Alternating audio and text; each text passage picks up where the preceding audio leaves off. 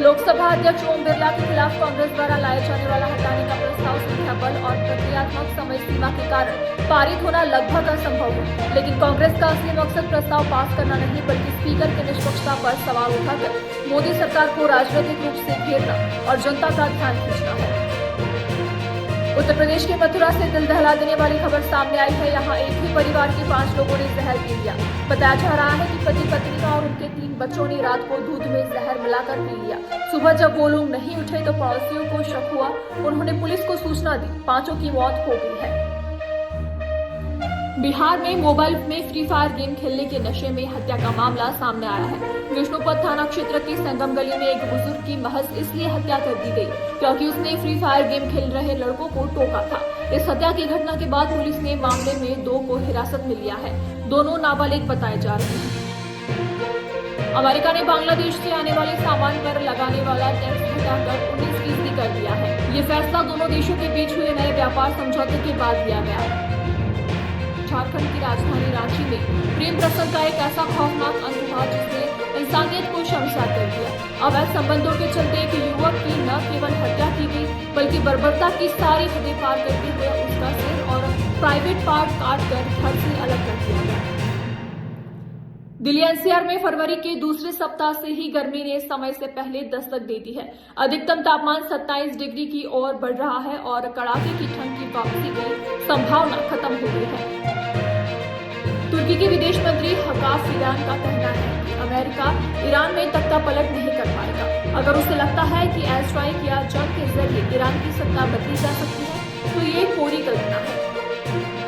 PM Modi और Mauritius के प्रधानमंत्री डॉक्टर नवीन चंद्र राम गुलाम ने फोन पर बातचीत की। दोनों नेताओं ने द्विपक्षीय सहयोग की समीक्षा की। दोनों देशों ने ऐतिहासिक रिश्तों को मजबूत करने और हिंद महासागर क्षेत्र में शांति पर सहमति जताई।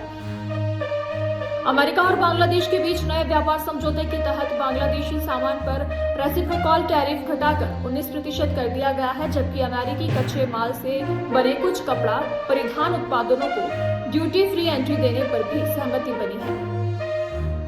बांग्लादेश में 12 फरवरी को होने वाले चुनाव में बांग्लादेश नेशनलिस्ट पार्टी और जमात के गठबंधन के बीच कड़ी टक्कर है। सोशल मीडिया पर भारत विरोधी भावनाओं का फायदा उठाते हुए पार्टियां एआई निर्मित वीडियो का इस्तेमाल कर फर्जी खबरें फैला रही है। वहीं क्रिकेट को राजनीतिक हथियार के रूप में इस्तेमाल किया जा रहा है। पश्चिम बंगाल में विधानसभा चुनाव की सियासी तपेश के बीच धार्मिक ध्रुवीकरण की पीच तैयार की जा रही है। अयोध्या में बाबरी विध्वंस की बरसी पर 6 दिसंबर के दिन मुर्शिदाबाद में एक मस्जिद की नींव रखी गई। टीएमसी से निष्कासित विधायक हुमायूं कबीर ने इसे बाबरी मस्जिद के नाम पर बना रहे हैं, जिसे लेकर अब हिंदू संगठनों ने मोर्चा खोल दिया है और किसी भी सूरत में मस्जिद नहीं बनने देने का ऐलान किया है। बड़ा पाव गर्ल यानी चंद्रिका दीक्षित ने फैंस को बड़ा सरप्राइज दिया है। पति युगम गेरा संग खटपट की खबरों के बीच चंद्रिका ने दूसरी शादी कर ली है। चंद्रिका ने इंस्टा पर नई फोटोज पोस्ट की है। इनमें वो मिस्ट्री मैन की दुल्हन बनी नजर आ रही है। इन तस्वीरों को पोस्ट करते हुए चंद्रिका ने लिखा फाइनली।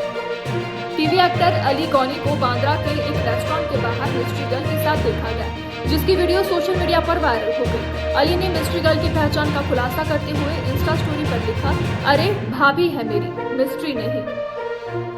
नेशनल ग्रीन ट्रिब्यूनल ने उत्तर प्रदेश के वाराणसी में गंगा नदी और उसकी सहायक नदियों में अनट्रीटेड सीवेज और कारखानों से निकलने वाले गंदे पानी के बहाव पर कड़ी नाराजगी जताई है। एनजीटी ने इस मामले में उत्तर प्रदेश के योगी आदित्यनाथ की सरकार समेत सभी संबंधित एजेंसियों को नोटिस जारी कर जवाब मांगा है। खरगोन जिले के गायत्री विद्यापीठ हायर सेकेंडरी स्कूल की घोर लापरवाही के कारण 12वीं कक्षा के 13 छात्र अंग्रेजी की बोर्ड परीक्षा नहीं दे सके। स्कूल प्रबंधन ने छात्रों से परीक्षा फॉर्म तो भरवा लिए, लेकिन उनकी फीस माध्यमिक शिक्षा मंडल को समय पर नहीं भेजी। इस कारण इन छात्रों के प्रवेश पत्र जनरेट नहीं हुए हैं। शेयर बाजार में तेजी के बीच आज देश में फिर सोने और चांदी का दाम में गिरावट देखने को मिली है। स्पॉट मार्केट में चांदी के दाम करीब 2000 रुपए कम हुए हैं, वहीं सोने के भाव में करीब 800 रुपए कम हुए हैं। व्हाइट हाउस ने 10 फरवरी 2026 को एक फैक्ट शीट जारी कर बताया कि अमेरिका और भारत के बीच एक ऐतिहासिक व्यापार समझौते की घोषणा की गई है। ये जानकारी डोनाल्ड ट्रंप द्वारा जारी संयुक्त बयान पर आधारित है। फैक्ट शीट बेसिकली वो डॉक्यूमेंट होता है जिसमें किसी ट्रेड या फंड से जुड़ी सारी जरूरी जानकारी होती है।